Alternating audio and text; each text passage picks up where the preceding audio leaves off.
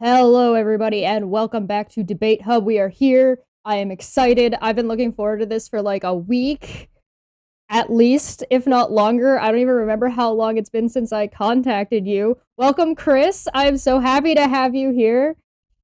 Thank you. Happy to be here. Thank you. So yeah, welcome to Debate Hub, where we have discussions and talks. Today we're going to talk about a little bit about psychology, a little bit about Scientology, a little bit about religion, and a little bit about culture, because I think this kind of all just bundles and bundles and bundles together. I watched your Q&A from the other day. I was in there having a great time, and I have a couple of follow-up questions from that Q&A.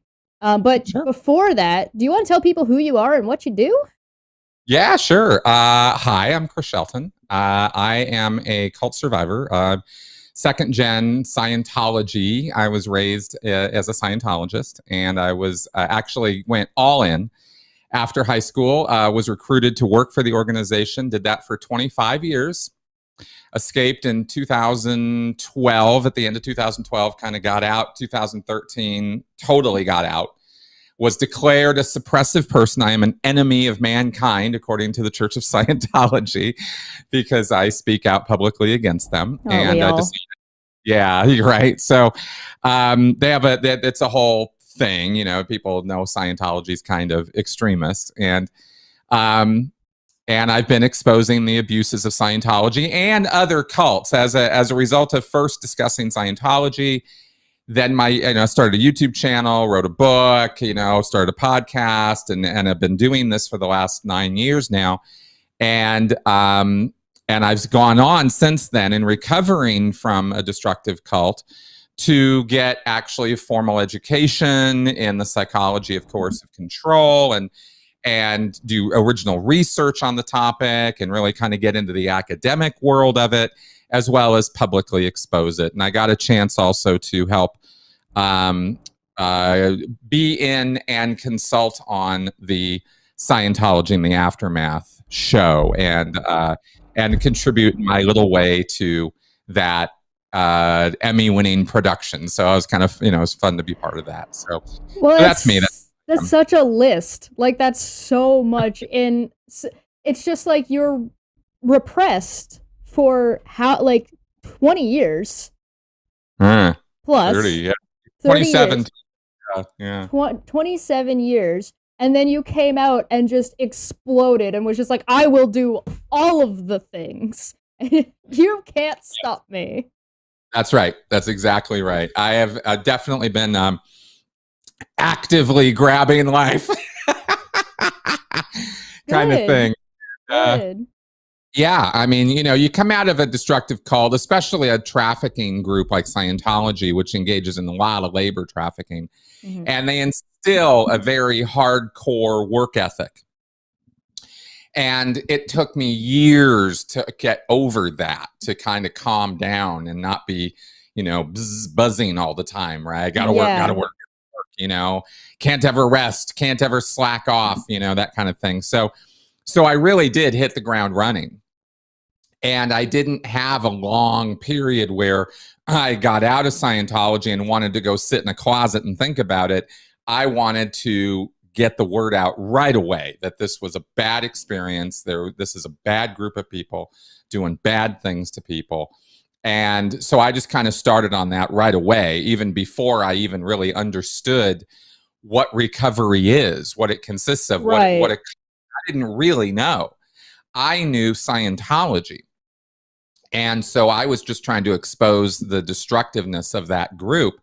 And over time, as I kind of, as I was, reacclimating into society, I kind of got educated on, thought reform and brainwashing and, propaganda techniques. And how do you fool people? What happened to me? What happens to other people? How does this work?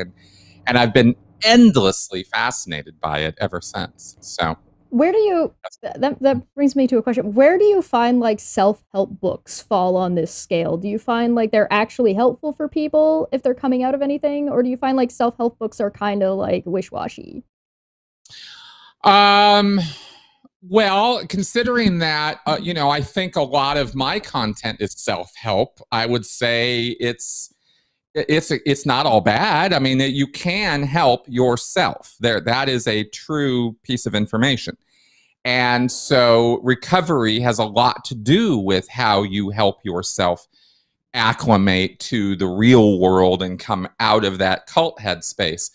A lot of the work can and should or could involve therapy, and that's going to work with somebody else, but that's not all there is to the process. And so I think that that there are good resources out there, and I think that there are opportunistic, not so good resources out there in that self-help section, right? I rail very hard against pseudoscience and nonsense and wooey kind of, I don't think that religious-based recovery systems are very good, for example, right? Because they're kind of pushing another message on you rather than letting you find your own.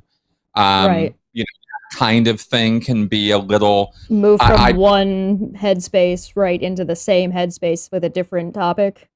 Exactly. And unfortunately I've seen that. I've seen people get after cult counseling of a Christian nature where it's very, very pushed on them that well, you just need to accept Jesus into your heart and everything will be fine, right? And it's like, well, there are levels of that as well. So, sure, you can accept Jesus in a healthy way, or you can go culty again. And I happen to believe that if somebody's in a cult headspace, they're probably going to bring that into their religious space. So I find that that's interestingly applicable to sort of the deconstruction movement that we're seeing a little bit more now, where it's like, listen, this isn't about getting out of your religion or getting away from a God belief or getting away from whatever the belief may be, whether it be Scientology, whether it be Buddhism, whether it be whatever belief you happen to hold, and more about self-examination of, do you believe the dogma of whatever group you happen to be a part of? I think that examining the dogma is actually very key to recovery. And by recovery, I really just mean, kind of getting out of that cult headspace, right? Because we're talking here about a cult headspace, not a religious headspace. Right. And there's a big difference. Yes. Actually, do you want to go into that a little bit? Because I think people cross those all the time about what is and is not a cult. I see people calling almost anything is a cult at this point. Yeah, that's a real problem. Let me actually pull up for you, or as in doing this, I have Dr. Janja Lalich and Dr. Michael Angioni put together a checklist, and it's not okay, check the boxes. Okay, you got to think with these things. Oh, imagine that thinking. Yeah. Right. It's sorry, but this does require your involvement. But here are a couple of points that you can look at as far as, well, is a group what we call a destructive cult? The language matters to me. A lot of people use cult in the same way they use narcissist. They just throw it around. If they disagree with some group, it's a cult. If they think some guy's a jerk, then he's a narcissist. And it's like, this is very inaccurate language. And so when I'm talking about a cult or destructive cult, I'm talking about a group that by its very nature is harmful to you. There isn't a positive spin. They're bad for you. And they're destructive to your health, your psychology, your finances, your life connections, your social connections. All of these things will be negatively impacted ultimately by your involvement with this group. So that's the first thing, right? Is let's just make it super clear we are talking about a destructive group.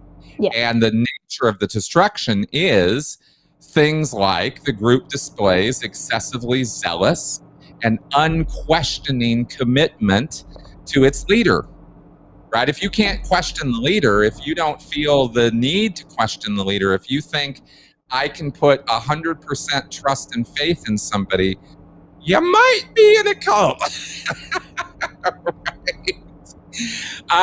Questioning, here's another point. Questioning, doubt, or dissent are discouraged and even punished. So if you start asking questions, if you start wondering what's going on, if you start straying from the path, you could find yourself scrubbing toilets with a toothbrush. You could find yourself doing hard labor, stuff like that. And that's just not what you tend to see from your standard churchgoer. Like, no, the church might not be too keen on your questioning, or might not have good answers for you, or might be dismissive, but that is not the same as retaliatory. And those are, though, that scale is, like, it's just not the same. That's right. Exactly. And this next one, and there's a lot of them, and you can find this checklist on my website, mncriticalthinking.com, as well as yeah, cool. And this is also in Yanya's book. I believe it was Cults Among Us. Take Back Your Life. That's the one by Dr. College. That's the one you're going to want to read. So another one here is mind-altering practices are used in excess and serve to suppress doubts about the group and its leader. And by mind-altering practices, we mean things like, hours and hours and hours and hours of meditation, or trance induction, or chanting, or speaking in tongues, or having these denunciation sessions where everybody gets together and calls each other out, and this kind of thing. You get very weird group activities going on where individuals are made to feel less. They're made to feel, bad about themselves, and that the group is all and they are nothing. And it's only their group membership that allows them to find redemption, faith, hope, etc. That shouldn't be. It shouldn't be that any group is your lifeline to living, right? It just should be out of balance. It's too small of a bubble, and it's not healthy. It's like keeping people in isolation. Weird things happen when you keep an individual in isolation and away from everybody. And if you start adding one or two people, and those two people are on the same page trying to get something out of this person, they're going to get it, because these are now the only two people that this person is interacting with. And you increase that to 5, 6 people, and it's just like this circle, and they're all basically circling each other, and it just turns into like this weird isolated anomaly that is like, that people aren't meant to interact like that. We're social creatures. It doesn't function. It gets weird. Exactly. There's, and in fact, I'm really glad you just mentioned that word isolation, because that's key. If you wanted to take the topic of coercive control, whether it's domestic violence, whether it's familial, whether it's a cult, whether it's trafficking situation, whether it's a gang. I mean, you got a lot of places where coercive control happens. And coercive control is where things go south, where things get really bad. And if you wanted to describe it most simply, you would say coercive control is isolation, manipulation, and ultimately control. You isolate the person, and by separating them out, culling them from the herd, getting them under your control, you then can do things, say things, manipulate them. That's the next step, manipulation, in order to get that undue amount of influence or control over them. And when somebody's isolated, it's really easy to start implementing these as part of the control part is this reward punishment systems. That's right. This is such a standard in just abuse. Isolation and manipulation is just like a red flag galore land of like, if you see that, just don't. That's right. Exactly. But it's hard because, all of the sales talk is very convincing, It's supposed to be by design, right? Well, exactly. And also the nature of the prey, the nature of the people that they go after. Predatory. They tend to go after people who are in emotionally vulnerable situations or conditions. They've recently had a change of location, or they moved to a new city. They have lost a loved one. They have lost a job. There's some trauma or loss recently that they are very caught up in and feeling very much not sure what to do about it, or feel overwhelmed by it or traumatized by it. And here comes a helping hand. Here comes somebody who looks and sounds like they're saying all the right things and doing all the right things in order to give this person some help. And we all need help in our lives. And so it's hard in those instances when you're traumatized or feel threatened or feel down or feel like you're not in control, and here's somebody offering you a lifeline. It's, you know, you don't want to be that guy who's like never trusts anybody, right, you know, or never accepts help, or, you know, because we encourage people to get help and to reach out and to trust. So that's what they take advantage of, and that's why there's really no substitute for knowing these things. You can't navigate life successful. Start covering this shit in school. Yeah, exactly. If you know, asking questions is good. You know, knowing the red flags is good. It's a good thing to know. And there are red flags, and you can spot these things. But if you don't know about them, then they might not be as obvious to you, and you might get wrangled into a bad situation. Falling into your own hubris is absolutely also a thing, particularly with, I don't even want to say particularly with anybody, just anybody thinking you know something when maybe you don't know it as well as you do, or you're less practiced than you maybe think you are. It's easy to fall into a hole if you're looking a different direction sometimes. That's exactly right. That's exactly right. And no one's immune, and no one is cult proof or, you know, predator proof. There is no such human being. You would have to isolate yourself at that point to be like that. Exactly.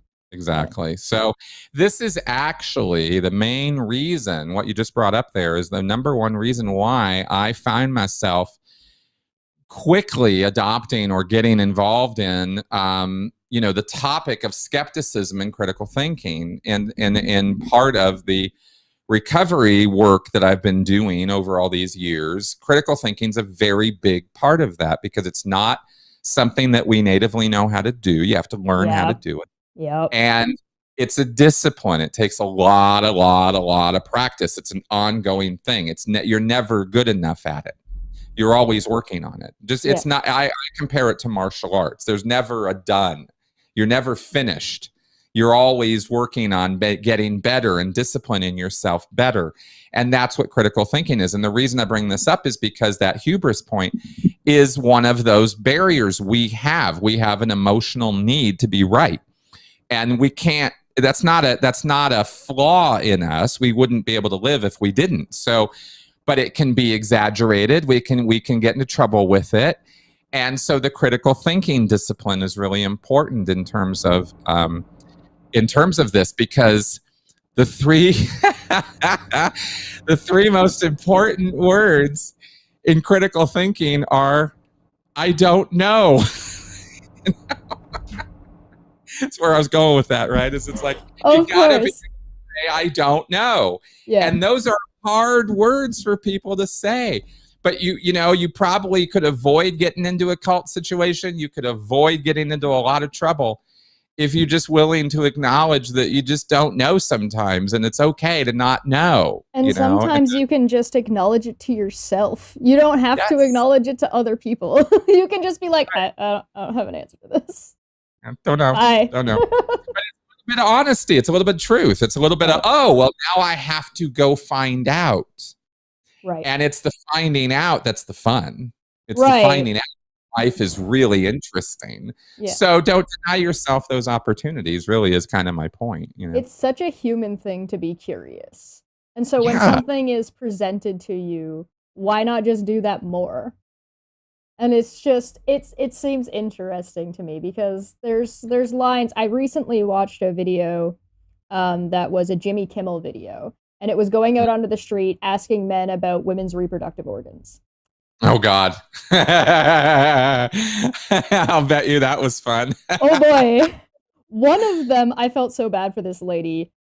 Her husband was answering the questions. She's a gynecologist. Oh, boy. Yeah, that did not go well. know these things? Nope. Man. Yeah, he got one thing. He didn't even get like the acronym correct. Come on, man. Don't embarrass your wife like that in public. That is awful. Come on. He saved his marriage by when they asked, where's the asshole? And he pointed to himself. And it's just like, good job, you just saved your marriage. Wow. Nobody would just say, I don't know the answer. They would just guess and just be completely content being totally wrong. Except the one guy.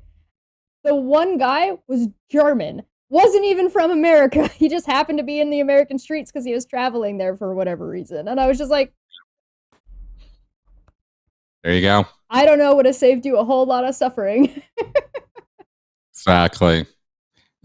Just kind of own it, because like I said, that's where progress comes from. That's where the fun of life comes from, is from recognizing you don't know something and going and finding out about it. There's just, I can't pimp that enough. Yeah.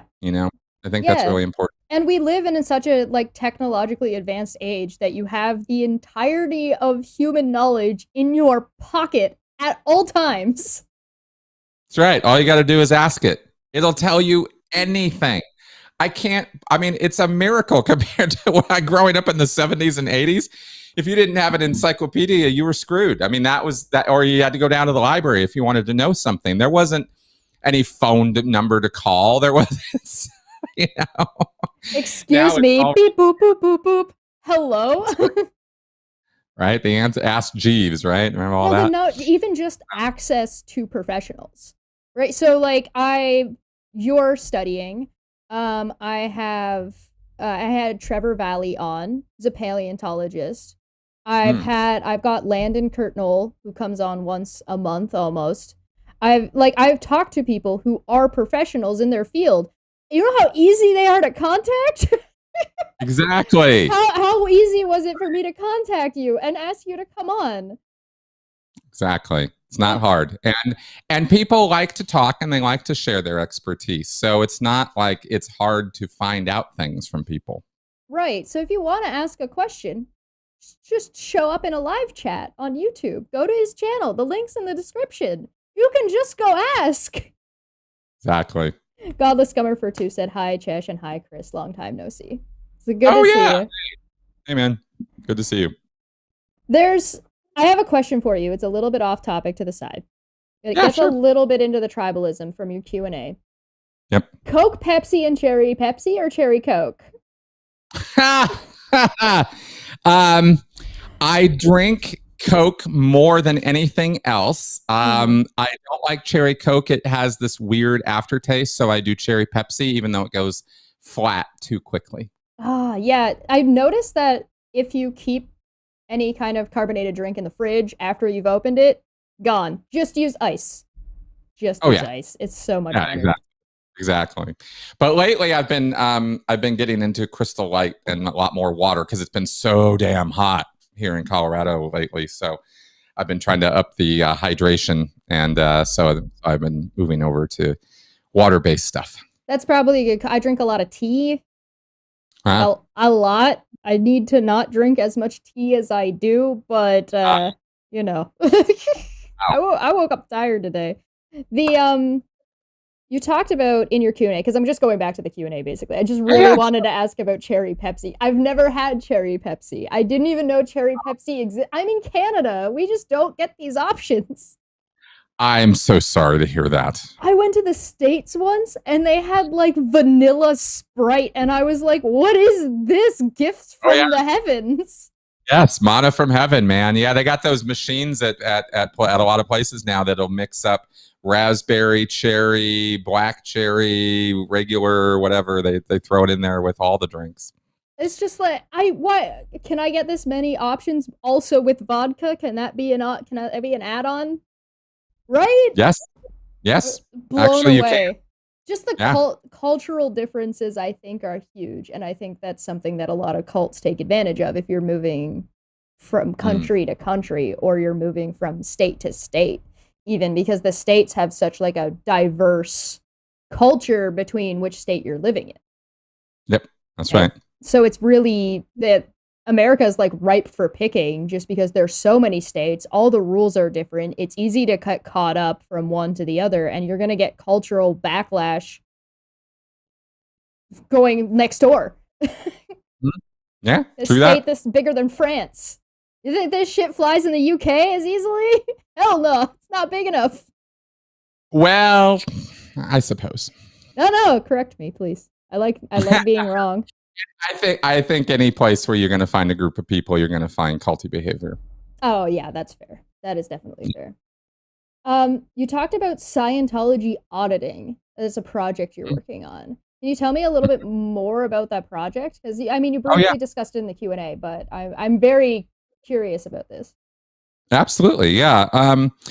So the number one control mechanism in Scientology, the thing that they use in order to help people, is a process called auditing. It looks like and is described like counseling, but it is not counseling. It's counseling the same way a police interrogation is counseling. Oh, okay. All right. I could describe it as two people in a room, and one of them is asking the other person questions. And you could go, oh, counseling. And I go, no, police interrogation. And you go, oh, right. It's a whole different flavor. Yeah. It doesn't quite always look and sound like that, of course, right? It can be very pleasant, but for the most part, Scientology auditing is a method of basically covertly hypnotizing, trance-inducing somebody, and delivering through the process, not through premeditation, not because the auditor, the person who's doing the auditing, knows they're doing this. They don't. They think they're actually engaged in something that is helpful.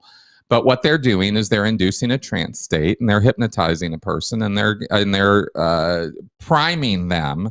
And through the use of double binds and control mechanisms and this e-meter that they use, which we can talk about, there's a lot of control going on and a lot of thought reform techniques being used to get the person into the product of the auditing session is a euphoric state.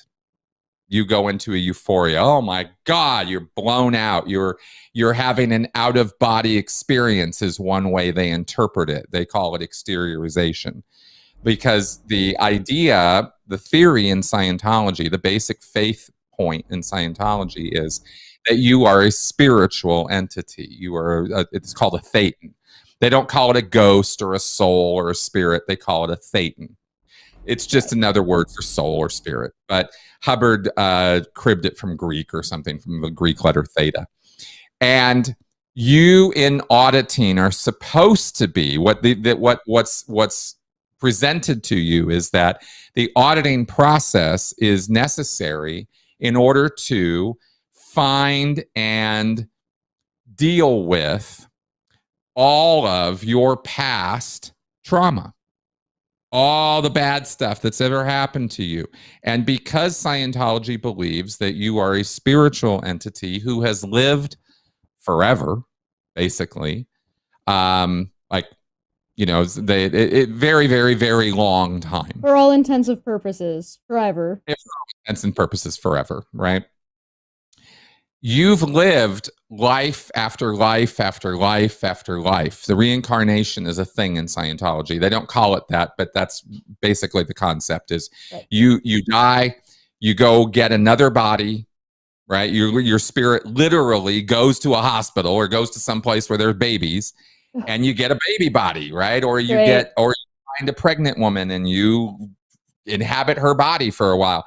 You don't take over the pregnant lady, but you take the baby, right? And you've been doing this for trillinia. I mean, you know how to do this. And so you go take a body, and the baby gets born, and you're the body, and you grow the body, and you have a life, and you live the life, and then you die, and you find yourself in this position again, and you rinse, repeat, right?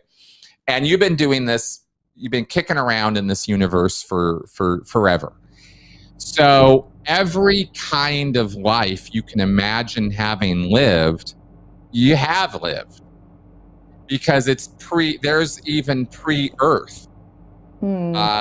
Space opera, there's Star Wars, Matrixy stuff, there's magic, there's anything you want, you can remember it, right? Right. So the idea in the auditing process is there's a lot of different ways auditing happens. I can't describe all the different procedures because there's lots of them.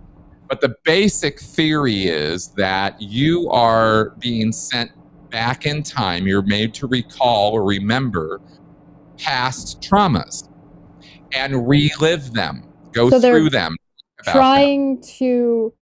trying to basically hypnotize people into making them imagine and therefore become traumatized.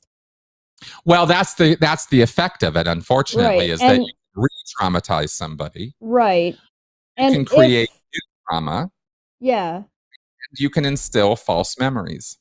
Right. Of course you can, because human memory is garbage. So well, exactly. But you're also addressing past lives, which are kind of nonsensical. Right. So, yeah. So you've got and you're remembering them in detail. I mean, I'm talking about remembering. I mean, I got a lot of auditing over the years that I was in Scientology. Thousands of hours of auditing, lots of it. Yeah. And the problem with auditing is what I was just describing, right? The trance induction, there's pre and post hypnotic suggestion, there's thought reform techniques being used. It's not all what it presents itself to be. So what it's trying to do is induce a euphoric state, get you to a place where you are just, wow, because everything's so amazing. Look, I've seen the light. I'm in this. I think there are religious people and non-religious people who all have experienced this at some point in their life. This is something that people have felt in general, like a state of awe and wonder of like, wow, everything is so amazing. Who could believe da da da da da da da da. And it's like you can get it from music, you can get it from like these sort of group events, you can get it, and it's like, but what Scientology is doing is more than I think what you'd see in your average church. In your average church, you might see an event like this once in a while with a group, or sometimes with an individual, but with Scientology, they're isolating people and inducing it on purpose. Well, exactly. And that alone, inducing a euphoric state in somebody is not necessarily a bad or negative thing to do. Right. The deception, the isolation, manipulation, and deception connected with the process of what you're doing in a cult like Scientology is where it becomes destructive. The context and nuance, yeah. That's right. If you go to a concert, if you go to a sporting event, if you go listen to a piece of music and you are experiencing an awe or this euphoria or this epiphany you have a very special moment in your life as a result of this, you know exactly why it happened. You know what happened and why it happened. You went to a concert, you love this music, whatever, right? There's no deception, there's no misinterpretation of what's going on. Right. In an auditing session, they induce this euphoric state or they induce an epiphany by lying to you, by deceiving you, by telling you, well, the reason that this is happening is because of this trauma from 20 million years ago, see? And you had to remember this. And yeah, it was 20 million years ago.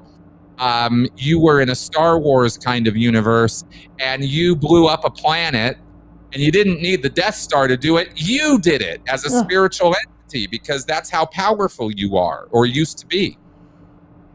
Is you have the capability of blowing up a planet, right? Yeah. Or ripping the air cover off. I mean, these are real examples that Hubbard gave in his he talks about this stuff. Yeah. So, and this is what I mean by the suggestions is Hubbard puts there, he primes Scientologists for what to think. Sorry, go on. Well, then they go into these auditing sessions and they dutifully remember the trauma from 20 million years ago that Hubbard told them to remember. And believe Of course. that they are now experiencing something real. And that's the problem, is that it's not real. The euphoria, the awe experience is very real. But how it happened, why it happened, and what it means, that's where the deception happens. And it can be quite deceptive. And the reason why all that is being done, all that work is being done to fool you, is to separate you from your money. Oh yeah, of course. Right? At the end of the day, it's a money-making scam. And a lot was done over the years to really fine-tune this scam. So it really does work quite well. You know, we can laugh at it and call it silly, but for people who are in it, and I was in it for 27 years, it's very real, and it really messes with your head, and it messes with your whole worldview. And you adopt a very, very strange idea of the world and your place in it, and you end up, as a result of all this euphoric awe induction and the indoctrination that goes along with it, Scientology actually uses this process to create narcissism in a person, and so as a cult, you know, all right. So all cult members kind of get, you know, ego boosted constantly. So it's not just in Scientology that this happens, but it's like concentrated. I mean, it's really quite something how involved and complicated Scientology actually is when you start taking it apart. Well, yeah, it's definitely a degree of understanding psychology, understanding how people interact in groups or when isolated, and then how to take advantage of those types of things. That's right. Exactly. And you asked about the auditing thing and what am I doing with that? What I'm doing is I'm writing academic research papers on everything I just told you. That's such an interesting, like, that's got to be a thesis. Like, that's got to be a thesis, right? Like, that's huge. It's a huge topic, and it's huge, but at the same time very pointed. Well, exactly. And the original research that I did for my master's thesis was all about this, and it was breaking down the framework of the auditing process to show how it is a coercive control framework. They control you. I mean, let me give you just a simple example of this. Is in auditing, you sit in a room with another person, the auditor. The auditor sits with the door behind him or her. You sit on the other side of the table. You, as the person who's getting auditing, have absolutely no control over when you can get up and leave that room. Of course. The auditor is the one who decides that. And if the auditor doesn't want you leaving, you're not leaving. The auditors are specifically trained in how to even manhandle you back into your seat and force you to continue the process over your objections, over your protests, over your refusal to continue. They are trained to not let you have control of the session. They're in charge, you aren't. And that's one of the key reasons why it's not the same thing as a psychological counseling session or a Catholic confessional even. You walk into a confession booth, you can get up and walk out anytime you want. That's more than even what like an intervention would be, which is a little bit more of like a step further than like just a regular therapy session. That's right. You can leave. You can always leave. Anytime you want. They're not going to manhandle you back into your chair. But in every single auditing session, you have no control whatsoever in that room. And those auditing sessions can and have gone on for up to 12 hours, 15 hours. I've seen people in a room all night long, not letting them out because they're not done. The auditor is the one who determines when the session is done, not the person getting the auditing. They're called a pre-clear, by the way.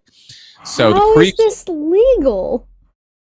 Well, because it's religious. And this is the brilliance of Okay. Making it a religious experience of making Scientology a religion is the law refuses, absolutely refuses to regulate any of this behavior. This is Who all let them be a religion in the first place?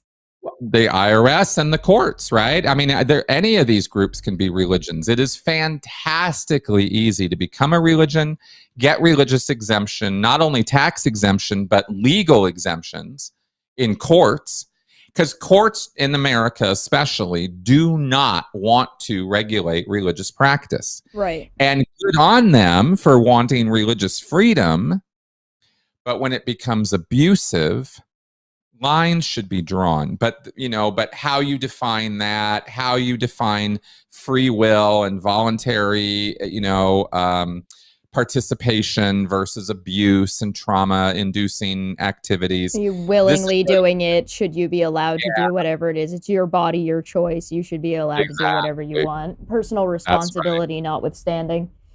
That's right. I'd like to introduce you all to my new cult of blimps, by the way. If you're interested in blimps and like blimps and think blimps are kind of cool, please feel free to join the Discord. Wow. Cool. Yeah. The blimp cult. Okay. Yeah. Cult of blimps. We have zeppelins. Ah, nice. Well, so that's the auditing thing. So nobody has ever broken this down from a psychological perspective. Nobody's ever actually taken this auditing process. In fact, in the field of cult studies, there is very little in the way of taking the techniques that these groups utilize and actually breaking them down and deconstructing or showing how they are trauma-inducing or how they are destructive to a person. There's an awful lot of, in the academic world, there's an awful lot of opinion that flies around about religious groups and religious freedom and religious scholarship and a lot of apologia and a lot of analysis and work on the dogma or the faiths or the beliefs. But you'll notice that the entire time I've been talking about destructive cults and giving you characteristics of them, what they believe isn't part of this. No, it has nothing to do with it. No, it really doesn't matter. Xenu and Thetans and all that stuff, that's not really the important part. Right. The deception, the undue influence, the extreme coercive control, those are the things that make these groups damaging to you, not what they believe. It's what they do with those beliefs that matter. Now, would you say that maybe that would be a better way for the justice or the court system to handle this kind of a situation where it's like, hey, listen, we're not telling you what to believe. We're not telling you you can't believe it. We're telling you you're not allowed to abuse people and utilize your religious practice as I guess, smoke screen to do so. That's exactly the point. And that is a very hard, it sounds easy, but when you're trying to create rules or laws or ideas that regulate behavior and not regulate belief, when the behavior is informed by belief, and then you're trying to draw lines and people start protesting but I want to have an auditing session. This is fine for me. It's not destructive to me. Well, it's, people say stuff like that because they don't even understand what's actually being done to them. Right. You got to dive into the psychology of it. And very few people do that. Very few people understand the principles involved. And they want, to just believe what they're told. And so Scientology tells them you're a Thetan, you're immortal, we're going to rehabilitate your spiritual abilities, we're going to make you into a god. And people are like, holy shit, I want that. Right. Yeah, I mean, life's easy when you don't have to think for yourself. Boy, isn't it? And you're immortal, so you don't have to be worried about any kind of consequences. Exactly. And so, so again, this is this has a lot of appeal to a certain type of person. And that's where we get to, and so I want to break all this down academically and actually do research on this and really show in an evidence-based way how this is destructive to a person's good mental health. And that's my effort right now. So there's a lot of work to do on that, but that's what I'm working on. That's fantastic. Like, everything about that sounds so fascinating, so interesting, and just sounds like something that needs to be talked about earlier in people's lives. Yes, I agree. It's really hard to I realized the other day, we were talking about critical thinking and education, and everybody agrees. Yeah, we need more critical thinking being taught earlier in schools. Very, very true.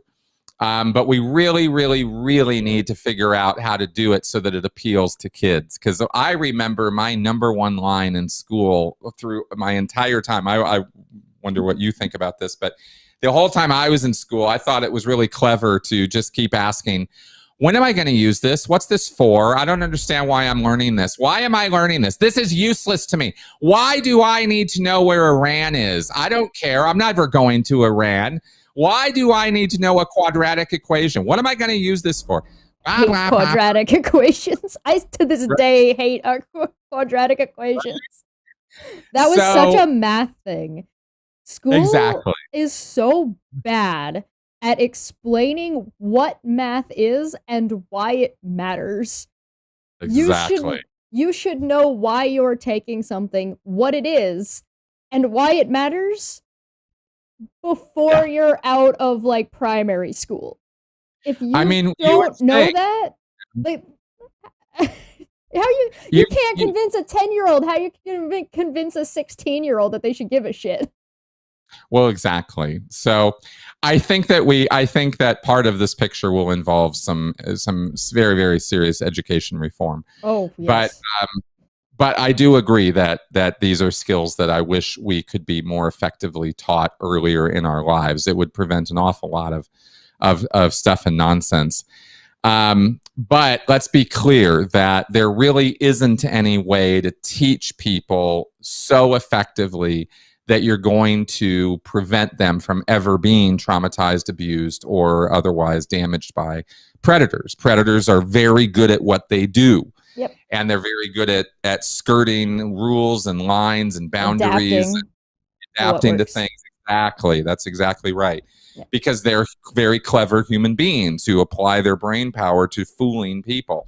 So, my point there really is that if you don't understand how people get fooled, like, it's good to know critical thinking, but it's also really important to understand how susceptible you are to being deceived. Oh yeah. How easy it is for people to do it, and what the red flags of deception are. How do you know when you have been fooled, right? How are you going to tell if somebody's lying to you if you're busy lying to yourself as well? Exactly. Right. So yeah, so the critical thinking component is really important. The learning how to say I don't know, very, very important.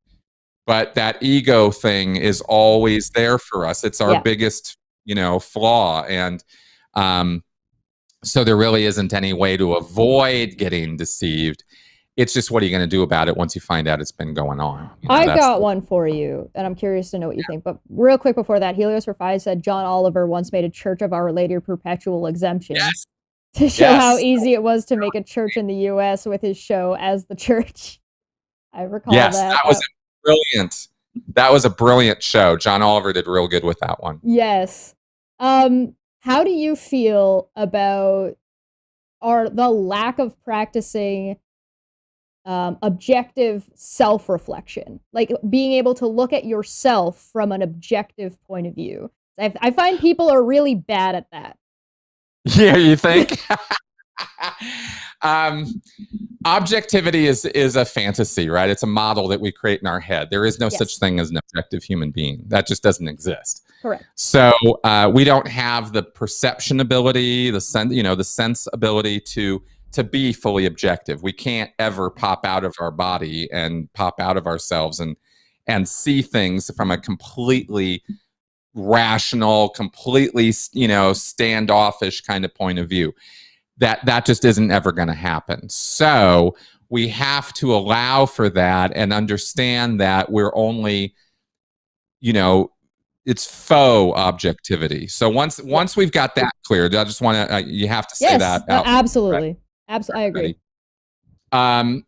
So the best you can do is the best you can do, and that's why we have to have other people involved. That's why we're social creatures, is because we are no good at surviving alone. We need other people, and part of the thing with other people is they make up for our flaws. We help make up for theirs, right? They can point out to us stuff we can't see, we can't experience, we can't hear, because of our biases, because of our perception problems, because of our prejudices. There are things we just can't see, and that's why we are served well by other people, by having a good support system, a good support network around us of family, of friends, of people who actually care about you, care enough to tell you the truth. That's something I can't believe is not explored in school. Support systems and building people and kids up to be in systems that, you're limited to the number of kids in your class or the number of kids in your school, but teaching empathy and compassion to a degree that it's like, you could tell this person this thing, and there's like a societal expectation, and like it's just not part of this. It's just not part of it at all. Social interaction is just like fly by the seat of your pants and figure it out while you're a bunch of hormonal sardines. Good luck.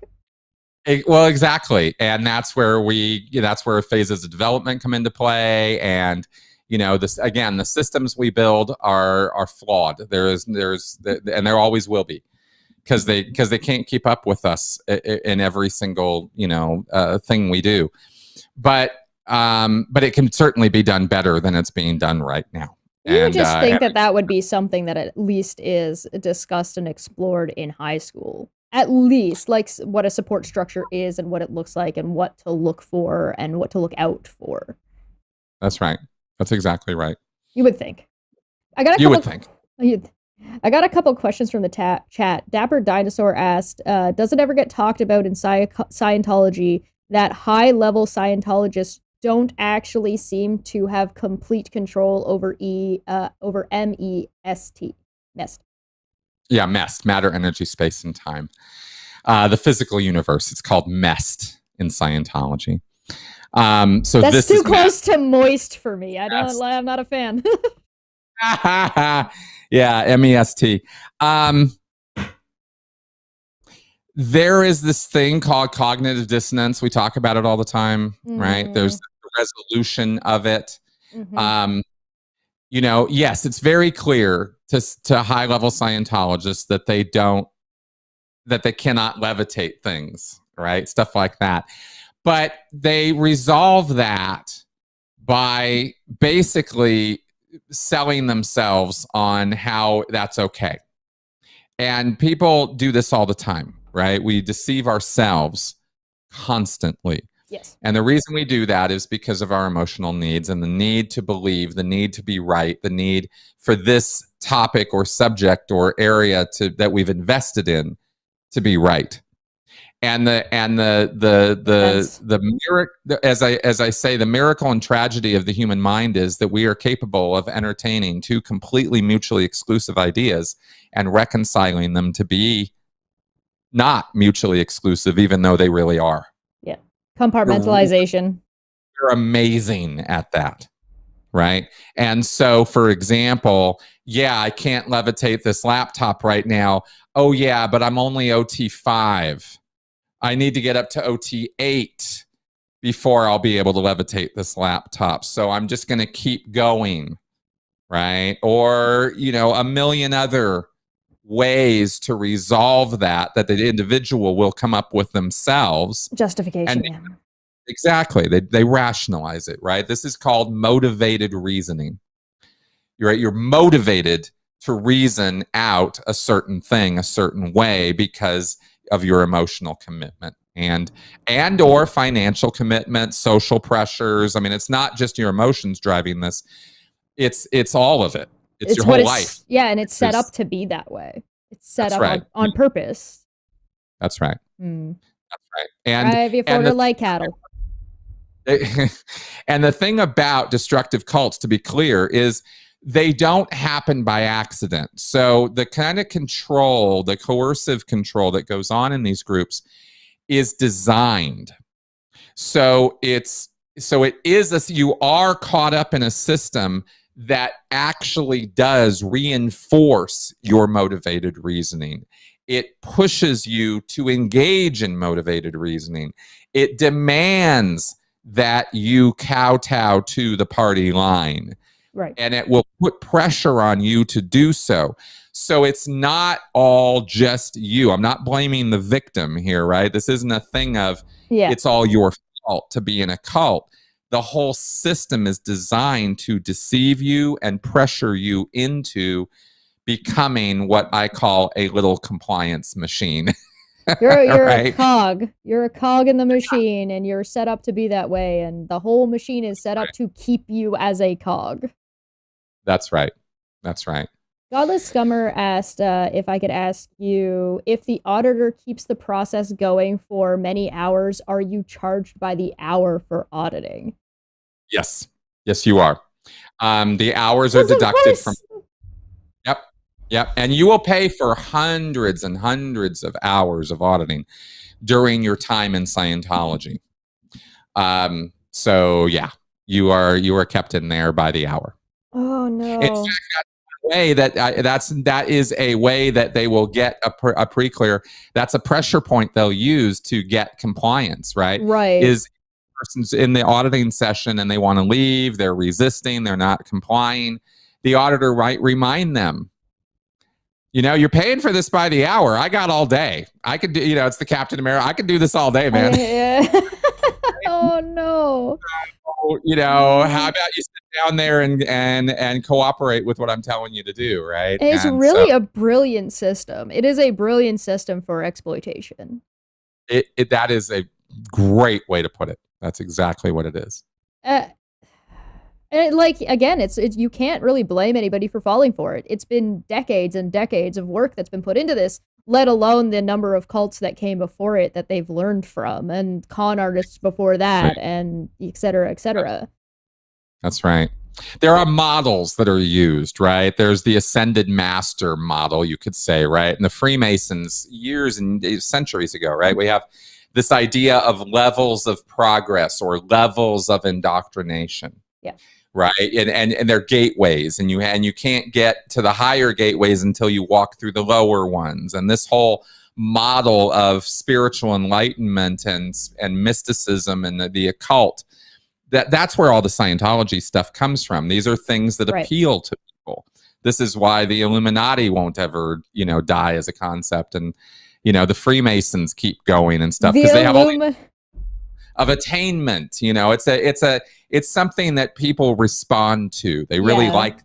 There's a bunch of people who just think this is the bee's knees. Oh wow, I'm gonna ascend to become the spiritual master. We see shades of this in Buddhism and Hinduism and stuff as well. This is very, very, very old thinking. Yeah, it's been around. And it works.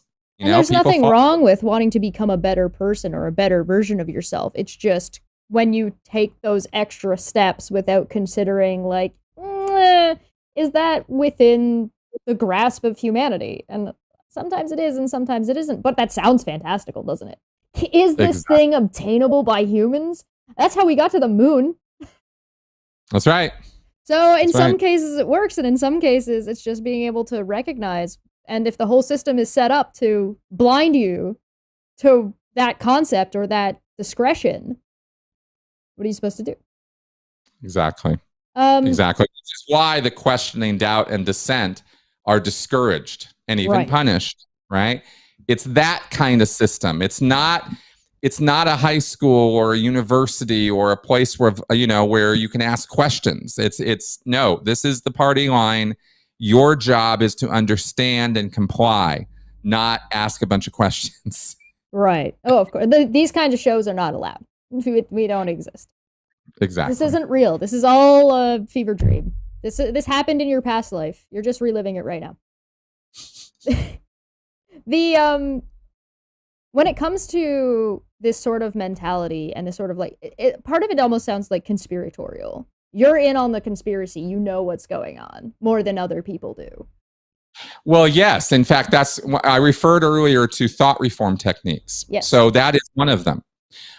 There are 8 points of thought reform that a guy named Robert J. Lifton figured out through study and interviewing survivors of Chinese concentration camps and re-education camps, and figured out, oh yeah, this is what they're doing to people. And one of the things that gets people, that really hooks them, I mean, it's powerful, is sacred science, sacred knowledge, the sacred truth, right? The hidden knowledge. Right. You now are party to, or you're now part of a group, or you're part of this secret society or whatever, and we've got the truth and nobody else does. It's real ego boosting, right? To think you're in on something that everybody else is not in on. It makes us giddy. It makes us feel really good. And that sensation all by itself is a manipulation technique. And a motivator. And an influencer, motivator. That's exactly right. Because you can get a person so goosed up on this sacred science or sacred knowledge that they want more. They become obsessed with it. They become, very ego boosting, right? So this becomes it encourages an us versus them mentality, where we're the good guys because we have this knowledge, or we have accepted this truth, or we are part of this group that knows this or is developing this. And that makes us special, see? And it's that specialness, it's that special snowflake idea, right? That makes us feel so powerful and special and unique and different. Again, it's an emotional need we have, and it fulfills it. Can I blame Barney the dinosaur for Scientology? No. He told me I was special. Damn it. Exactly. Kids get told this a lot. And they might get told this a bit too much. Maybe a little bit. Maybe yeah, they might be told this a little bit too much. I think I'm a believer that kids get catered to too much for being children. And I don't mean that they shouldn't be catered to. I mean they're catered to for being children. Where it's like we treat them as children too much for too long. And it's like, I am in my 30s and people treat me like I'm a teenager. Yeah. I am not new. I've been here for a while. Exactly. We can do better at this. Exactly. And it's bizarre to me when I see like adults treating other adults like they're not adults. It's strange. You can talk to a 12-year-old and have like a regular conversation with a 12-year-old. They're not going to know as much, and you might have to cater your language a little bit because their vocabulary isn't as extensive. But you can just talk to a 12-year-old. You can just have a regular conversation. Exactly. So I don't know why we don't. Lots of reasons. But you're making a very good point. I agree with you on that very much. Well, I appreciate that. I like being told by smarter people that I am not stupid. Well, I don't know where the smart person is, but I sure. It's Iron Man in the background. Yeah, there we go. We'll blame Tony Stark. Yeah. Tom Cruise is coming up in the chat. Yes. Do you have feelings about Tom Cruise? I do. I have a real chip on my shoulder about Tom Cruise, only because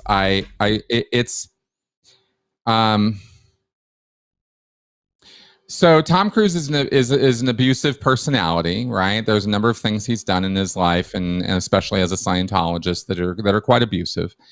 And he's engaged in, he's personally benefited from the labor trafficking that goes on in Scientology, and he's well aware of it, and he knows it. In other words, right? But he doesn't care. He's probably reframed it in his own mind in some way that it makes sense to him. He is catered to in the world of Scientology to a degree that no other Scientologist experiences. People in Scientology are forced to call him sir, not Tom, right? He doesn't go by Tom in Scientology. People have to call him Sir, stuff like that. Very, very ego boosting, right? Very, very big. Clearly, he needs the help, I guess. Yeah, and since when did Tom Cruise need an ego boost, right? I mean, the guy has been a walking ego trip from the very beginning. So Scientology just reinforced all of that because it, like I mentioned earlier, it does create narcissism. I mean, I'm not joking about that, and I don't mean that as a half statement. Yeah. That's what it does. It took me a long time to kind of strip all of that away from myself. Yeah, a real long time, way longer than I was comfortable with because I didn't even know. I mean, you come out of Scientology, you don't know this, you're not thinking about this, and even when I started becoming aware of it, I still didn't spot it in myself. I imagine it's like getting hit with a bowling ball. Like you think you're this person, and then you step out of whatever bubble you're in, and you're like, oh, I am an asshole. Shit. Right. Oh yes. no. Yes. It took me about 3 years before that thought started occurring to me. Wait a minute. Maybe I'm the asshole here. Oh, shit. Am I the asshole? Oh, my God. No. I think, like, it took a long time it's before. Just like you then start reprocessing everything from before. And now you're actually just traumatizing yourself because you're reliving all these situations and been like, oh, no. Yeah. It's no. Yeah, it's a lot of work to overcome that. Yeah. So Tom Cruise is just still in the mix of that, in the middle of that, right? And he was a pedo. And I'm not saying Tom Cruise is a pedophile, but Jimmy Savile was, and nobody knew. No one knew. He had died, and then it all came out that his entire career he'd been sexually molesting kids. And everybody thought this guy was the bee's knees. Everybody, from the Queen to every entertainer in Britain, to every talk show, to every news outlet, to charities, hospitals, everybody thought this guy was just amazing. And he wasn't. He was a monster. And that's Tom Cruise right now. Nobody gets it, right? Except us poor schleps who are ex-Scientologists, right? Because we know some of us have even directly experienced. I didn't, but I know people who did directly experience Tom Cruise's bullshit. Was it? And the guy is Nicole Kidman who was married to him before? Nicole was, and then his first wife was oh God, what is her name? It's an actress. I can't remember. And then he married Nicole, and then Katie, right? Yeah. And Katie and Nicole both had to escape from him. I mean, Nicole, if you see her picture, the divorce happened, right? She's like, yes. And Katie literally had to escape. I mean, she had to set up a whole thing with her bodyguard or something and her family, and literally escape from Tom Cruise. What does that tell you? That's it. Mimi Rogers. Yeah, she's still a Scientologist. She's still in, as far as I know. But Katie's definitely out. Nicole is definitely out, and Tom has made sure that they don't see the kids, et cetera, et cetera. It's a mess. It's a thing. Because he's a monster. Yes. So yeah, I feel like unless there is extenuating circumstances keeping someone from seeing their kids, is just monstrous. Period. Well, yeah, that's his situation with Nicole, but that's because Nicole's dad is a psychologist and he can't deal with that. And then and then he flips it. I know it sounds so stupid, but that's actually the reason why. It's ridiculous. Then he flips it on ego. Right? With Suri, with his daughter, his actual biological daughter, not his adopted kids that they did with Nicole. But he doesn't even see Suri. He won't go see her. He won't have anything to do with her. And it's basically just an absentee dad with her. Because Katie dared to escape from him. You know, she didn't just divorce him. She didn't just leave him. She escaped from him. And I can't stress that enough. If you go back and actually look at what happened, you're like, what? It's, you know, and somehow Tom Cruise just gets a pass on all of it because the media refuses to ask him hard questions. What is going on with that? What, like, okay, or people who have watched this channel know I take issue with a lot of mainstream media. Particularly, I've been picking on their coverage of the Johnny Depp Amber Heard situation, and like their horrendous coverage of like, it's just real bad.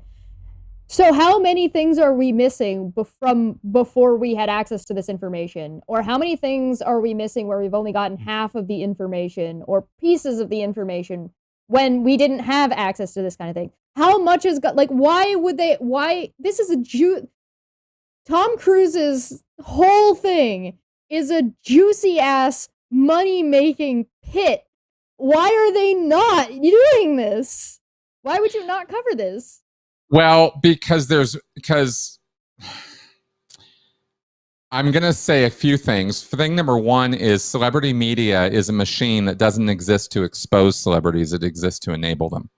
So celebrity media, right, is there to feed off of the entertainment industry. And therefore, it requires constant access to the entertainment industry, and one of the powers that the companies and the individual celebrities have is to deny access to a media outlet.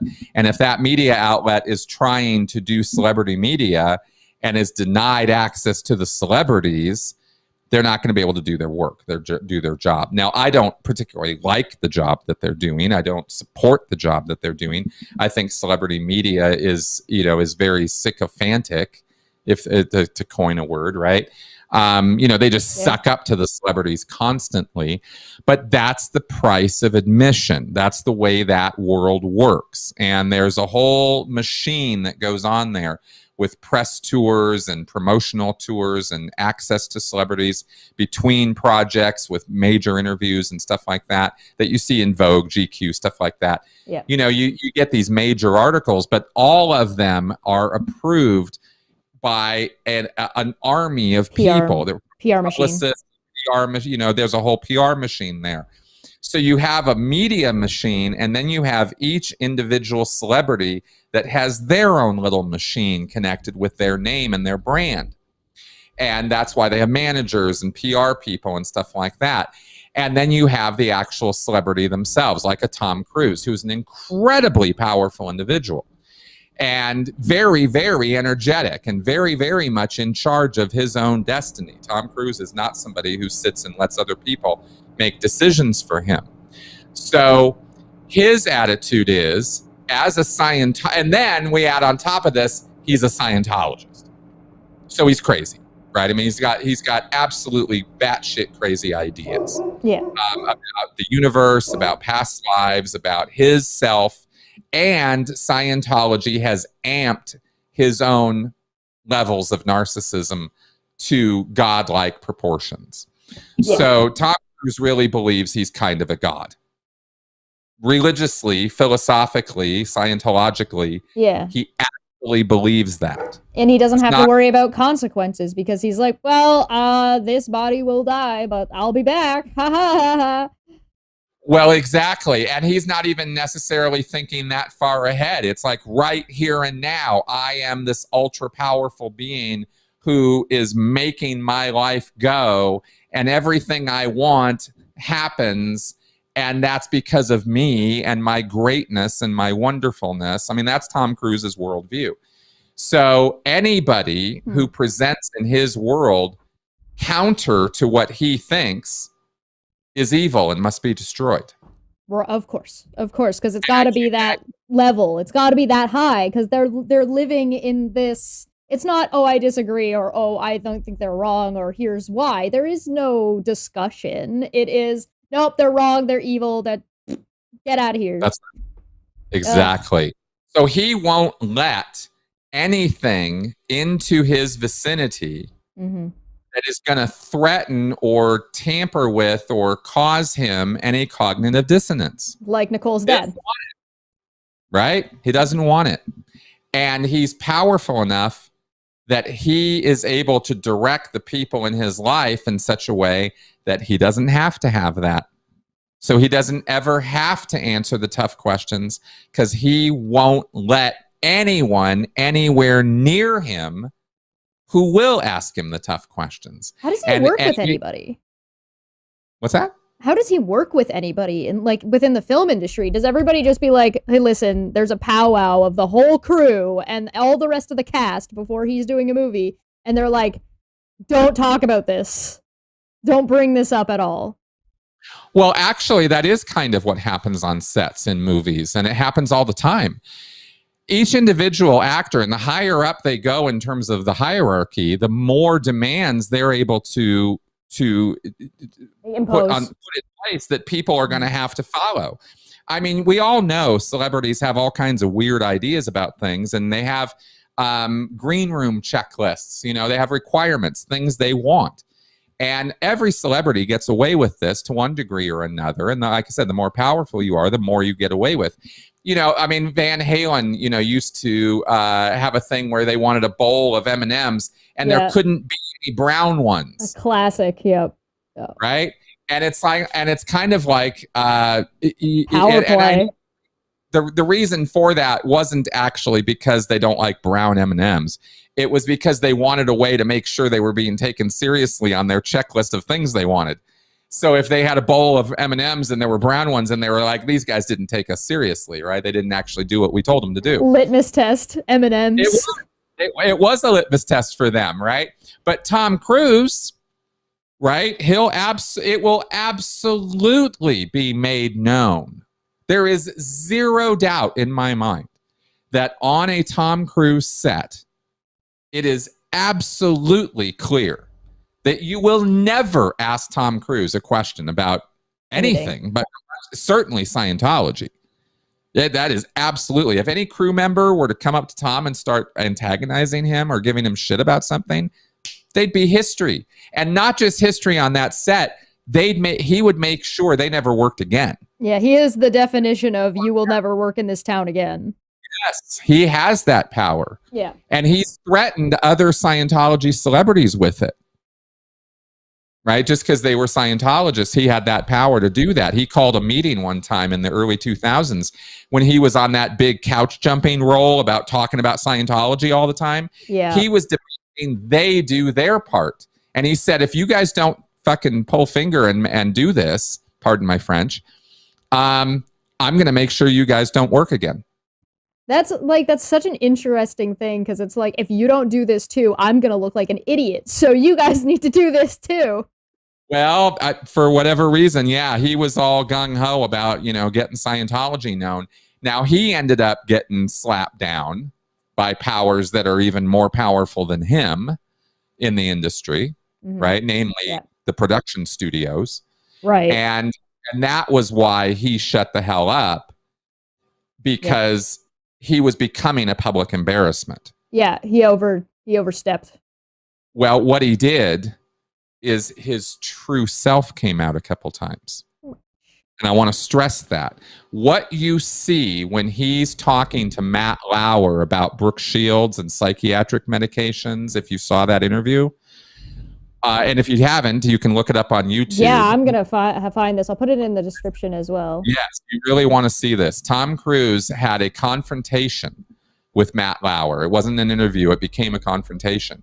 And the way Tom was talking to Matt, the attitude that he was using, the certainty with which he was talking about things that he does not know a goddamn thing about.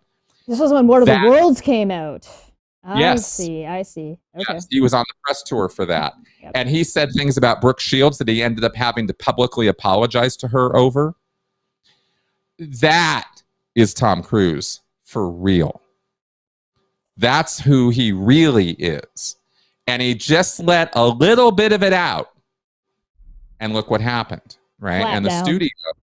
the studio had to slap him down hard. Well, and he wasn't even in movies for a while after this. Like, he was gone for some time before he came back, when things like that Mummy movie. Yeah, and he had to leave. I think he either left Paramount or reorganized some things. You know, he had his own production company. Yep. I can't remember all the specifics of what happened, but there was a restructuring of his life because of that time period. The couch jumping, the Matt Lauer incident, the Katie escaping from him, all of that happened in that time period. And so he lost his wife and kid. He almost lost his job and his power because he was trying to promote Scientology, and his actual personality was coming out, and people were seeing it for the first time and going, that looks insane to me, because it is. And so he had to reconfigure and stage manage himself and make sure that when he's in the public eye now, it's nothing but flowers and butterflies and rainbows and goodness. Whoever runs his PR campaign is brilliant, because trying to come back from something like this, his manager and his PR guy are the top tier of their well, work. They are. But let's be clear that I believe the actual reason he's able to keep coming back is because he legit makes movies people like. Yes. Absolutely. I mean, if he didn't do that, all the PR in the world, I mean, you're right. He's got a good actor. But he's okay. He's good when he has good direction. Otherwise, he just runs rampant over the directors and he produces shit, right? The Mummy was awful. Was bad. There's so many movies he's been in that are complete horseshit. But when he has good direction, he does well. And for whatever reason, and Top Gun was just a return to roots for him. That was a he didn't even have to really think too much to do that movie. And that's where Tom Cruise excels, is in movies where you don't really have to think much. Yeah, action that does not actually doesn't involve popcorn movies that you're supposed to turn your brain off to watch them. Exactly. And it's really no different from the Fast and Furious franchise or these other long-term Mission Impossible was like that as well. You're not supposed to actually think about what happens in that movie. Exactly. And so as long as he can churn out that work, he's doing fine. And the public loves him, and everybody loves him, and everybody thinks it's wonderful.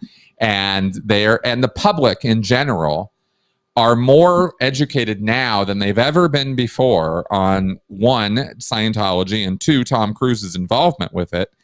And they still give him a pass because he entertains people. Public will forgive anything. He makes them money. Yeah, and because he makes people money. That's exactly right. More money than they can make by exposing him.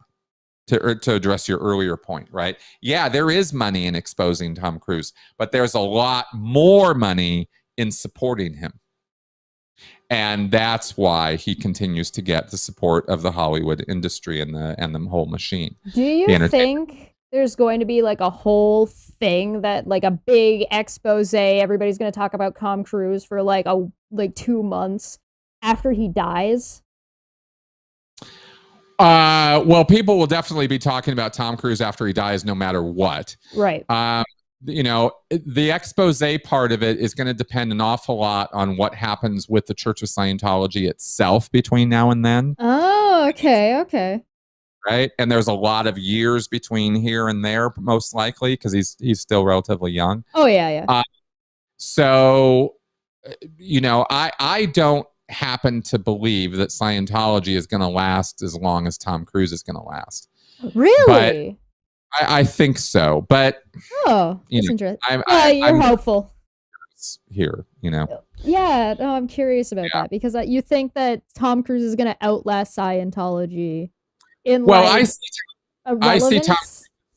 Yeah, I see his career going for at least another 20, 25 years. Mm-hmm. And right now, Scientology is kind of imploding a little bit. There's things going on right now within the world of Scientology that are very interesting and very what? They're doing what? So they're losing membership right now. They're losing structure right now. They're kind of shrinking.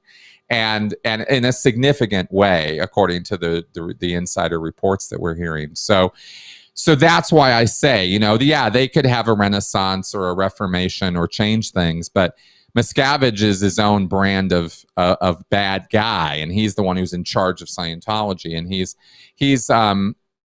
best friends with Tom Cruise, and of course, he's kind of his own level of megalomaniac, narcissist, predator, crazy guy. So, he's kind of doing Scientology and all by himself.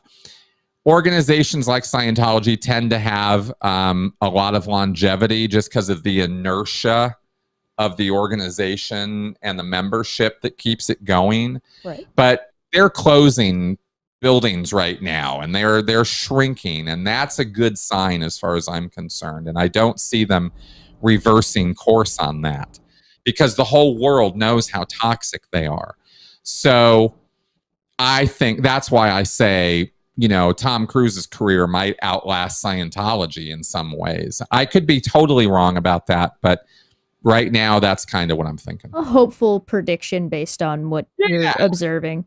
Do you think that when it comes to the downsizing, do you think they're kind of going to go the way that we saw Flat Earth go, where it had this boom, it was really popular for a little while, and then it just kind of, and now there's like a handful of channels that still go on. There's like a couple hundred people that are interested in the topic, but it doesn't really have any kind of momentum. They're not really getting it. They're just stagnating into obscurity. Yes. I happen to, I have a little bit of experience with Flat Earth because I attended one of their conventions and went to some meetings and talked to some of them. Yeah, Flat Earth is really quite something. They happened to do their international Flat Earth conference here in Denver, so I went. I was like, I can't pass this up. Yeah, it's on my front porch. Let's go check it out. It was fascinating. It was absolutely fascinating. But I think it's a little bit of a different situation from that, if I'm being honest. Because Flat Earth has always been a very tiny, insignificant, irrelevant, statistically practically non-existent group. It's a tiny group of people. We're talking about a few thousand believers. It's always only been a couple thousand people. It's never had a big surge. What it had was a great big magnifying glass put on it for a little while. Yeah. And a lot of people on the internet freaked out over it because they had never heard of it, didn't know it was a thing, or didn't know it was still a thing. But the actual membership numbers of people who were part of the Flat Earth Society or going to the conventions or making videos or really believe this crap, right, never really went anywhere. The Church of Scientology started in 1953, and it legit grew through the 50s and 60s and 70s to hundreds of thousands of people. It was never millions of Scientologists, but it was legitimately hundreds of thousands of them. Peaked in the 1980s and has been dwindling in membership ever since. And that's the story of Scientology. So it is a sort of peak and fall off. Flat Earth has just kind of been flat the whole time. But flat or level, they're the same word. I use them synonymously. That's right. So, but again, I just happen to know more than your average bear about that stuff, so that's why I talk about it that way. Yes, please.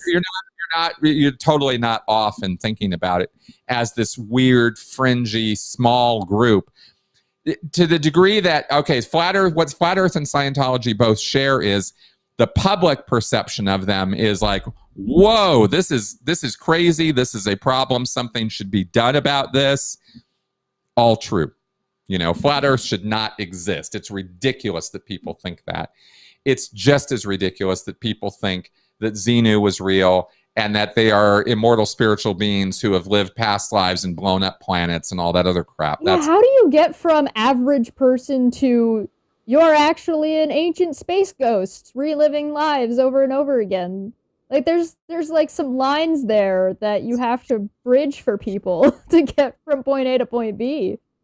I know. I'd love to single out Scientology beliefs or extreme beliefs as something how do people do this? But let's be clear, 75% of this planet's population think that Jesus was a real guy who really did come back to life after 3 days, and that they really, and a whole bunch of them really believe that they are eating his body and drinking his blood on a weekly basis. So that's a legit, real, credible belief that everybody gets a pass on, and it's batshit crazy. So Scientology is standing on the shoulders of other religions that are, it's like, hey, listen, comparatively, this is just as likely or just as easy to convince people of. That's right. It shouldn't be a point of incredulity or amazement to us that people believe dumb things. Fair. Everybody believes dumb things. That's fair. Everybody, right? So we have monkey brain. Return to monkey. We do. We really do. It's. I mean, we're just up above it. I'm all about. I play League of Legends. I'm an idiot. Alicia for 5 asked, where do these shades come from according to Scientology? Is there an origin or creation or story for them? So like the demons, the bad people that are coming for your soul. I don't understand the word shades there. Are we demons? Yeah, I think they're going for demons. I can wait for clarification. I think she's still watching. Oh, okay, yeah. If we could clarify that a little bit, because there are no demons in Scientology. There's just thetans, spiritual entities, right? And what we do. We are responsible for having created the physical universe. We all agree it's here, and so it's here. This is all an illusion. That's the Scientology worldview, is that the physical universe is just is a playground that got out of hand. And we sort of were playing with the dolls, and then one day we thought we were the dolls. It's kind of like that kind of a thing, and that's what these bodies are that we carry around. Sounds like a horror movie. Yeah, basically. I mean, Hubbard basically puts out there that Earth is a prison planet. We're all stuck here. We can't escape. We can't get out. We can't get away. We're so bad off. We're so traumatized over so many years, over so many lives, that we have completely forgotten our true nature, to the point that we've not only forgotten it, we actually fight back against the truth. And instead of accepting the truth that we are immortal spiritual beings who have all this godlike potential, we instead sublimate our power and worship a God that isn't even real. Again, this is Hubbard, right? Not even a thing. Jesus was a fantasy. It was all a control mechanism. The Catholic Church, organized religion, that's all a control mechanism. Hubbard was against all of that stuff. And he said that the whole life we live here is just this whole fantasy that we're trapped in. I'm gonna have to get you to come on at some point and talk to me about tulpas, if you've never heard of those. It's basically you make yourself a self-help imaginary friend, and you basically imagine them into existence, and then they become real, and they become like almost an alternate personality. Yeah. Wow. Yeah. I'll send you a link to their website so you can check it out. But I think like getting your take on that would be fascinating. Oh my God. Yeah. It sounds like a disassociative nightmare. Yeah. Wow. Yeah. I'll have to check that. Okay. I'll absolutely send you that, because I would love to bring you back if you're interested in coming back on to talk about that, because I've been watching them for some time. It was something that we were going to talk about on Non Sequitur Show, which never ended up happening. So I've been in their Discord for a while, and it's just like, none of the people seem like bad people, but maybe. Alicia did clarify. They said they misheard shade when you were talking about souls. So I think. Oh, right. Spirit, souls. Yeah, sure. Yeah. Okay. So I think they were just asking about like the origin. Is there like a creation about the souls themselves, or yeah? Okay, so here's the totality of the creation myth in Scientology. Ready? 4 quadrillion years ago, we spiritual entities entered the physical universe, and we've been bopping around here ever since. Oh. There is no data in Scientology that I have ever seen as to what we were doing before that, where we came from, why we exist. None of that's addressed except in the most general, vague terms, right? There is something here, I'll show you. There's a thing called the factors in Scientology. These are, well, I'll just read it to you. April 1953, L. Ron Hubbard wrote a paper called The Factors. And this is a numbered list of points that he was making about the life, the universe, and everything. And we know it's true because it's got the word fact in it. Yeah, exactly. This is a summation of the considerations and examinations of the human spirit and the material universe completed between 1923 and 1953. 1. Before the beginning was a cause, and the entire purpose of the cause was the creation of effect. 2. In the beginning and forever is the decision, and the decision is to be. 3. The first action of beingness is to assume a viewpoint, and it goes on from there. Oh boy. Broad, general, you could mean anything. What the hell is he saying here? Who knows? Yeah. This is Hubbard's statements on the creation of the universe. This is as deep as it goes. Oh boy. Oh. Make of it, right? All right. I'm gonna make up what I will. I play Dungeons and Dragons. I love Dungeons and Dragons. It's one of my favorite things. Coming on sometime to talk to me about Dungeons and Dragons. Our souls are some far realm shit. That's my take. According to Scientology, we're far realm. Good job, everybody. There you go. Helios5 says, Chris, were you still part of Scientology during the anonymous protests, or are you familiar with them? If you are, do you think they were effective? Yes, they were. I was in Scientology when they were happening. We did see some of them. We were hiding from them. We would close up all the windows and doors, lock everything, and all hide when the protesters came. That literally is what happened. Oh. I don't mean we would go hide in a closet, but I mean we would close everything up and pretend they weren't there. The bad guy came into town for the in the Wild Wild West, and all the shutters closed. Everybody locked. That's right. That's right. It's exactly. We presented them a deserted street. Right? We just gave them control and power. We did not go engage with them. We did not go interact with them. We did not go argue with them. And of course, the people who were making those decisions that's what we were going to do were well aware of the fact that we did not have all the facts on our side, and that the things they were talking about were things that were real. The abuses, the deaths, the problems with Scientology, actually, all the Xenian stuff. That's a darkly brilliant way to address that kind of a problem, and I might use it in my next Dungeons and Dragons game. Okay. Well, there you go. That's actually really, it's terrifying. That's terrifying. Yeah. No, that's what they did. So we all hid, right? And we did that for a year because those protests went on and on and on. And I think it was 2008. And that brought more public attention and exposure to the abuses of Scientology than anything had done before that.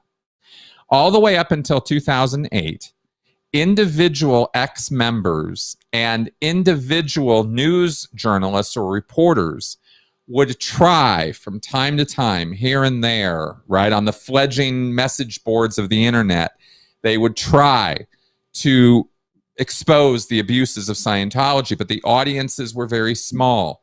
Even when Time magazine back in the 1991 published a feature article, cover story on Scientology, the cult of greed, that reached millions of people, but it was a one-shot deal. It came, it went. It was in the public eye, then it wasn't, right? So nothing had ever really hit Scientology between the eyes in a public way and gave them a black eye the way Anonymous did.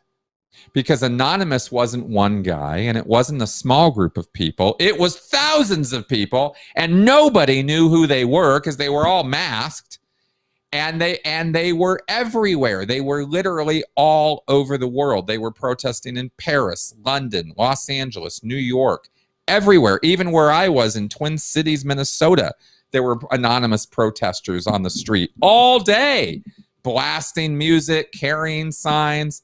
They were annoying as hell for us Scientologists, but for the public at large, they didn't stop exposing the abuses, and they got media story after media story. 2008 was the turning point, and Anonymous was the group that actually pulled it off, because the internet was already acting as Scientology's Vietnam. They couldn't fight the internet effectively. But Anonymous was in the real world, and that always makes a difference.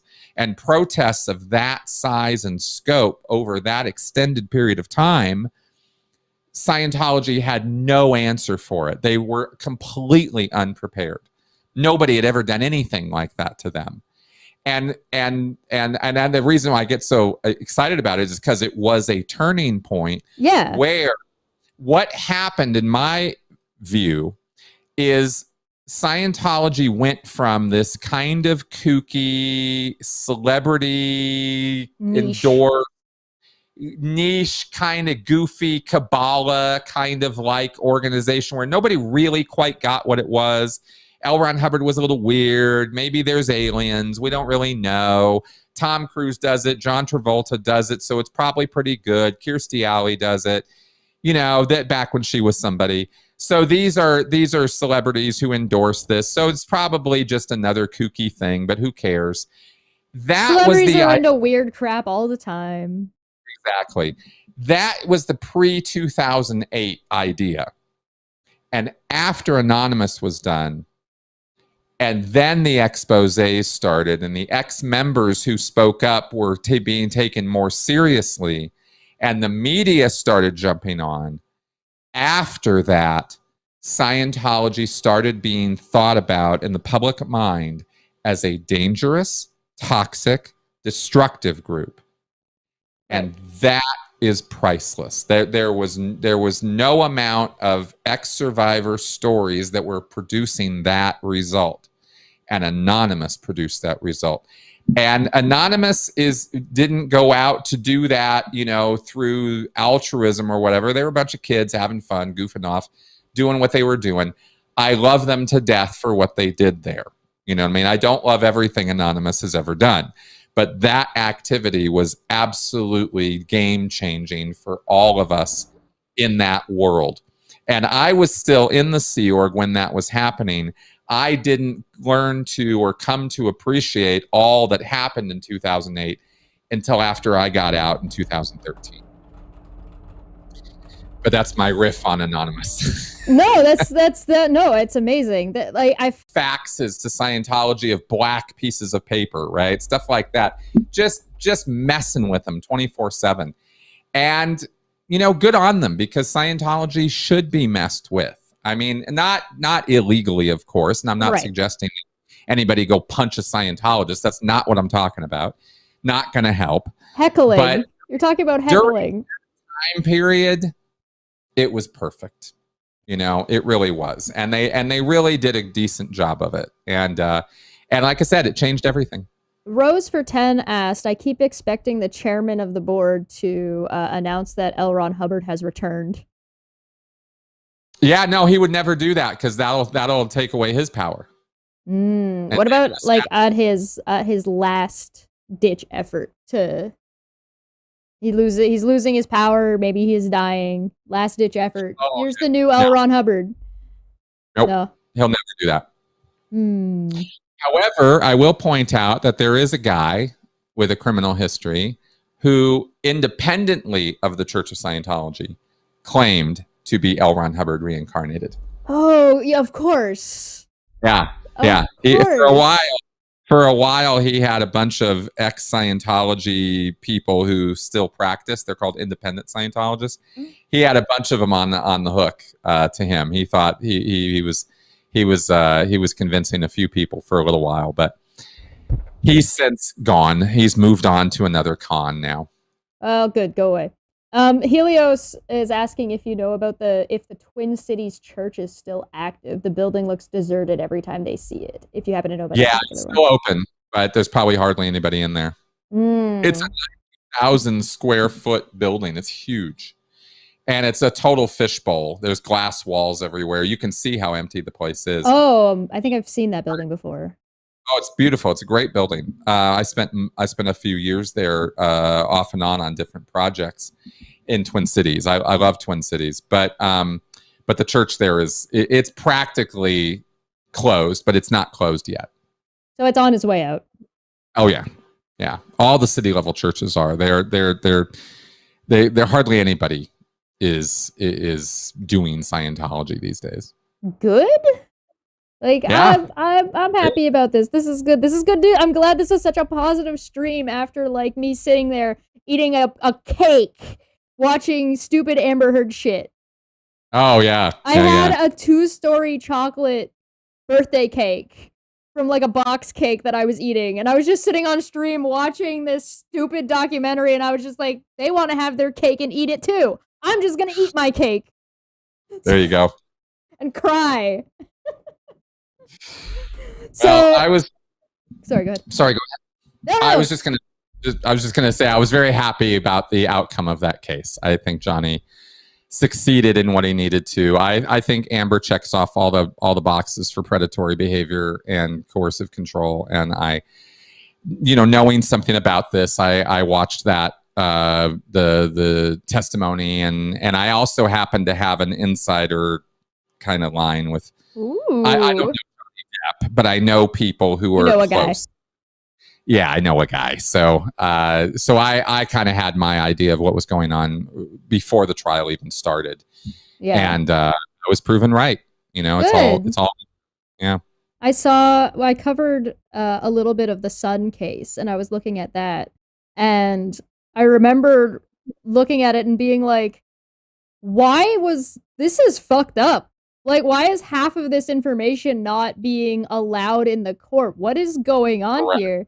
And That's right. when I first heard about what had happened, I was like, this doesn't sound right. I don't know what isn't right about this or where it's not right, but there's information here that I don't have to be able to distinguish and pick out what's going on.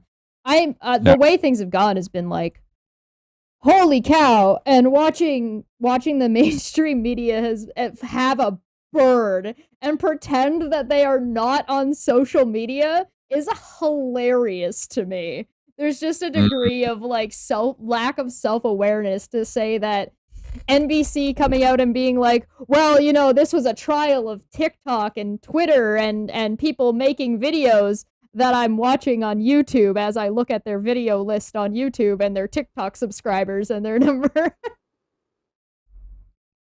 Guys, you're on social media. Your journalists are on social media. I had a bird about Warner Brothers too. When they I'm sorry, maybe I don't understand what that expression means. What does it mean? You had a bird? Yeah, like I flipped out. I was flipping out. I was like losing my mind.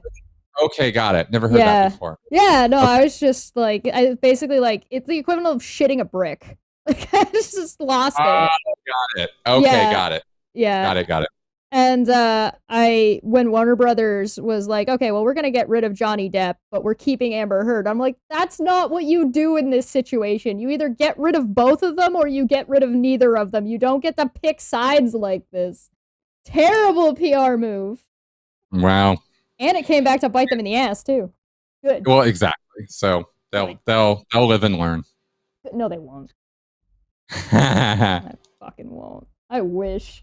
Rodent No Last Name for Two said, can Chris speak about the Aftermath Foundation?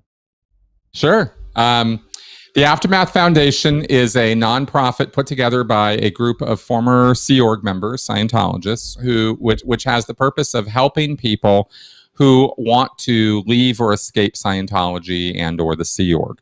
Mostly it helps ex-Sea Org members, people who are part of that core billion-year contract, 24/7. You know, that's all they do is Scientology, right? That's what I did for 17 years was the Sea Org. But it doesn't just have to be Sea Org. They can help regular Scientologists as well. The whole idea is to facilitate their exit from the group. They do not try to get people to leave. The Aftermath Foundation is for people who already want to leave. And if they want to leave, the Aftermath has the funds and logistics and resources to help them, no matter where they're located in the world. They can help them with flights. They can help them with settling into a place to live, help them get a job. In other words, be a support system for the person so that they land safely. And that is the number one thing that somebody needs when they're trying to escape from a cult, is they need a support system. Generally speaking, the cult has taken actions through the life cycle of the person being a cult member. One of the things, that isolation thing, is all about destroying their support system. So they don't have a support system except for the cult. The cult's their support system, and it's designed to be that way. So when a person wants to leave, they're often stuck on the edge of a cliff going, well, I can't jump. I don't know what to do. Where do I go? Yeah. No place to go. Nobody likes me. Everybody I know is in the cult. You have to vote for Biden or else. Well, yeah, my family hates me. Yeah. You know, they won't talk to me anymore. I don't have any friends. Right? This is where a lot of cult members end. You also have an ego problem on top of that. That too, that's right, right? But generally speaking, by the time somebody has started looking at trying to get out, yeah, they've started self-examining, oh, maybe this isn't part of it, you know, and maybe Something's I wrong. have. Yeah, there's a little bit of reflection of that, but there's still, you know, lots of recovery to do. Anyway, point is that not having a support system is a really big reason why people will stay in these groups, even after they realize it's not that great. So the Aftermath Foundation is an artificially created support system to help facilitate them escaping. Getting support system. Yeah, it sounds like the Atheist Alliance organization's wet dream of like what they should be. Oh, is that the Atheist Alliance engages in, is helping people get out of extreme? It's yes and no. It's what they were doing. Currently, they're dealing with a lot of internal corruption. Yeah. Okay. Yeah, and a whole ton of issues. I've sort of not been connected with the atheist community as such for a while, so I've just been too busy academic stuff, so I haven't really paid enough attention to the drama of the atheist world lately. Listen, you're doing way better than I am then. Okay. Yeah, I kind of realized after a few years of all the drama in the ex-cult world that I could separate from that and kind of have a drama-free life, and I opted for that. Yeah, I've been working my way in that direction, and I found the conversations have gotten better. The whole reason like I was part of these kinds of groups was to have conversations that I couldn't even have, and discussions that didn't even exist anymore because it was all just titter bullshit. And now like I kind of do stuff on my own, and I get to have conversations like this, and it's so much better. But I did talk to the Free Thought Prophet because I interviewed or chatted with them about their experience with AAI, and I talked to Shirley about her experience with AAI since she left, and she was like, hey, basically whistleblowing about problems with taxes, problems with their tax exempt status, problems with like their election that wasn't a real election. And so, I mean, what you described the Sea Org does is exactly what AAI was originally set out to do, to go out and build a support system. What the Aftermath Foundation is doing. Sorry, yes, sorry, my mistake. Yeah, the Aftermath. When you said, Sea Org's doing the polar opposite of that, but yeah. Sorry. No worries. No worries. Just wanted to make sure we were clear. Yeah, the Aftermath Foundation. That's the goal. And anybody can do this. And I really encourage, people to do their own things. The Aftermath Foundation is pretty much for ex-Scientologists. Yes. We would love to see similar things for ex-Moonies, ex-JWs, ex-Mormons, etc. Yeah. Because, everybody from coming out of these groups needs a support system. Otherwise, the recovery doesn't really happen, and their life is markedly more difficult. And so we need groups doing this kind of work. Yeah. Yeah. And it's like, especially when they have internal psychology, right? As in, like, you can go to a therapist, you can go to a psychologist. That is not like, yeah. That'd be like the auditing process in Scientology. Yeah, well, fair enough. Now, just to be clear, because I want to be sure we're not saying something here, is the Aftermath Foundation does not offer therapy. No. I mean, like, when you need a support system to get out, because when you're in a situation where your life is on the precipice of, like, it's everything or nothing, you need that support system to be able to get to the point where you can get help. And if you don't have that, you're never going to get there. And the facility that you're already a part of offers psychological help. And so because they do offer that, that without that conjoining bridge that the Aftermath Foundation is offering, it's so you can't even see where where you're jumping into. That's right. That's exactly right.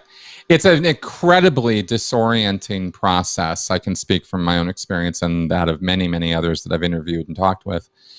It's disorienting as hell. Your entire world is upended. It's basically the best way I could explain it to somebody, I think, and I do mean this, it is this nuts, is if I picked you up one fine day and I put you in China.